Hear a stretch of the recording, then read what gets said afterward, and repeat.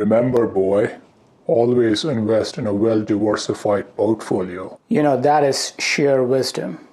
I think this is one of those financial advisors. He's going to hate my portfolio. Let's talk about it now.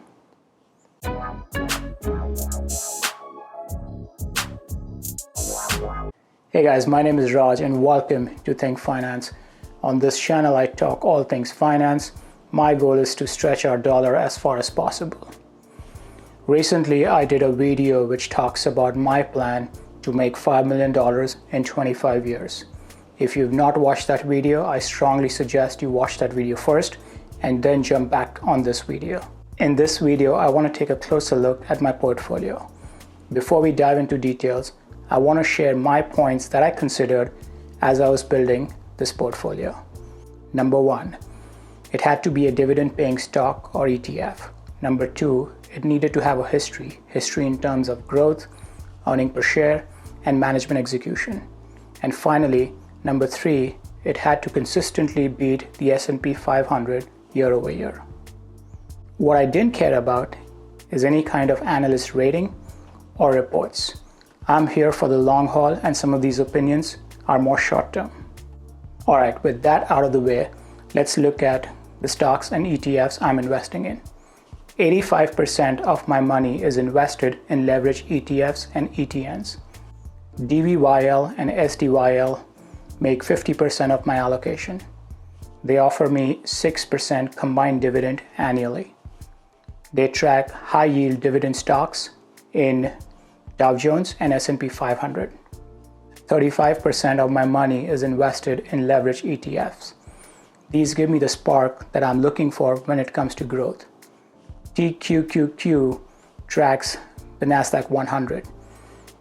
TECL tracks XLK. UPRO tracks S&P 500. And finally, SOXL track semiconductors. If leverage ETFs scare you, you can always invest in the underlying index that the ETF tracks. For example, TQQQ tracks QQQ or QQQ. You may have heard a lot of negativity when it comes to leverage ETFs, but I strongly believe it's an amazing tool to give the spark when it comes to growth.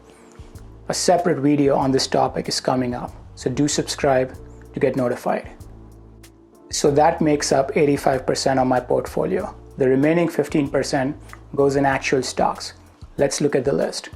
Let's start with the technology sector. Here I've got the usual suspects, no surprises here. I've got Apple, with Microsoft, and Google. I mean, there's no introduction needed here. Apple has been on a tear recently. Their shift from just a hardware company into now a services machine has done wonders for the stock. The valuation has completely changed, and now it's on a rapid trajectory. Microsoft, of course, another big name in the tech space. Their whole Azure platform and cloud investments has really turned out great. Ever since Satya took over, the CEO Nadella, his strategy of cloud first, mobile first has worked wonders for the stock. This used to be a $30, $40 stock for years. And in the recent years, it has just taken off. Right now, it's close to like 160 at this point. So it's definitely working.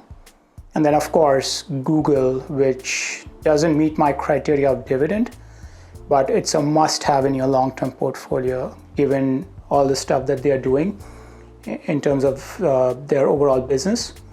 They obviously dominate the digital advertising business, but now they are into cloud, their cloud business, AI, autonomous technologies, and a bunch of other businesses that they have themselves involved in. So again, it's a must-have stock in your long-term portfolio. Next, let's talk about the financial sector. I've got two names here, JP Morgan. These guys are just an execution machine. It's the gold standard when it comes to bank. And they obviously have an excellent dividend as well. It's a well-run company, must have when you're thinking financial investments or banks in general. The other option here would be Citibank, but I've chosen JP Morgan. MasterCard is the other one, another great company. Year over year, the growth has been exceptional. They pay pretty good dividend. Again, a matured name. Visa is the other play that you can play here, ticker symbol V. You could play the other younger names like PayPal and Square to take advantage of the mobile payment, which is a trend that we are seeing in the recent year. But again, PayPal and Square don't have enough history, nor do they pay dividend to justify their place in my long-term portfolio. So I've chosen MasterCard. I could have very well chosen Visa, but not both. I just wanted one. So MasterCard is something I'm going with. Let's talk about semiconductors. I am invested in SOXL, which is a leverage ETF, which is 1% of my overall portfolio. But there were individual companies that I wanted to own as stocks, and these are some of the ones that I've invested in. Starting with NVIDIA, you cannot go wrong with NVIDIA, a very well-diversified company. Of course, the graphic cards, gaming, data centers, autonomous platform, all sorts of things. So that's a must-have. They also pay dividend. Right now, dividend is not the reason why I'm getting this. It's more their growth potential. I have Taiwan Semiconductor, 3% of my allocation. Another very good growth story, pays a hefty dividend.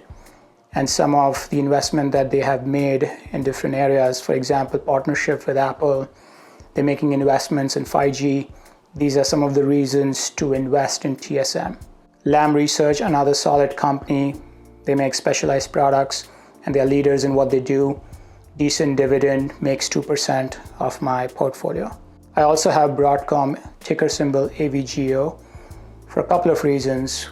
Of course, they have a pretty decent dividend, but they're also making decent investment in 5G and has showcased pretty decent growth over the years.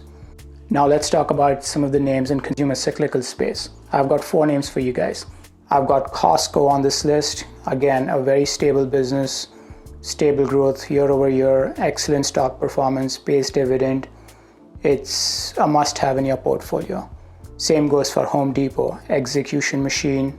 They've delivered year over year. I know the latest earnings report said a different story, but I truly consider it's a buying opportunity to get into this name. I also have Procter & Gamble. It makes 3% of my allocation, pays decent dividend, another safe bet, decent business, stable business. And then I have McDonald's, makes 5% of my allocation, debating if it should be 5% or maybe less. But for now, I have it as 5%. McDonald's has been a consistent performer over the years and also pays pretty solid dividend. Now let's talk about communications and entertainment. Verizon is a key name here, makes up 5% of my allocation, has a decent dividend of 4%. A couple of reasons I'm investing here. One, of course, is the dividend. 2, it's stable and they're making a lot of 5G investments in their business, which I consider as a trend as we think about the next few years. So Verizon, and then CCI. This is a REIT, and REITs are considered to be a safe bet when markets go south. But I'm not investing in CCI just because it's REITs. I'm investing in CCI because they're making a lot of investments in towers that's going to help expansion of 5G. And then, of course, it has a pretty solid dividend of 3.3%. Then I've got Disney, another strong business, great execution. Recent investment in Disney Plus seems to be working for the stock. It is 7% of my allocation at this point, and the dividend is 1.2%. Now for some healthcare names. Here I've got 2 names for you, Abbott and Johnson & Johnson. They both pay dividend. They both make 3% of my allocation. Abbott pays 1.62% dividend and Johnson & Johnson is paying 2.55% dividend. Again, both consistent performer, solid businesses. Abbott is medical device maker and Johnson & Johnson is a drug manufacturer. And finally, to add to the whole diversification story, I've got 3 additional names. Sherwin-Williams from a materials perspective, waste management from an industrial perspective, and One Gas from a utilities perspective. Sherwin-Williams, if you pull up the chart of Sherwin-Williams, the stock has done amazing year over year. It makes 6% of my allocation and pays a decent dividend as well. Waste management, consistent growth, consistent execution over the years, makes 6% of my allocation, pays pretty solid dividend as well. And then One Gas, from a utilities perspective, I have 6% allocated to this space, 2.1% dividend, and another consistent stock year over year. All of these do offer dividend and have an amazing story. They are diversified into a number of different businesses, and they are just leaders in what they do. All right, so that's my list of stocks and ETFs I'm investing in. Stocks make up 15%, and then the rest is invested in leverage ETFs, which is 85%. What do you guys think? Is it diversified enough? If you ask your financial advisor, the person will not like this portfolio for a number of reasons. One, it uses leverage ETFs. That's a no-no for financial advisors when it comes to long-term portfolio. Two, there are no bonds. They advise there should be some percentage of your portfolio into bonds. Bonds are too conservative for me. I have decided not to invest in those. Three, there's no exposure to real estate. I'm heavily invested in real estate in other areas, and that's the reason why I don't have it in the mix. Four, there is no global exposure. They say you need to have some exposure in global markets, including emerging markets. Personally, I strongly believe US is the place to be in, and that's a decision I've made. All right, so that's my portfolio, guys. What do you guys think? Drop a comment. Would love to know what you're investing in. If this was useful, smash that like button. Thanks for tuning in. Until next time, peace.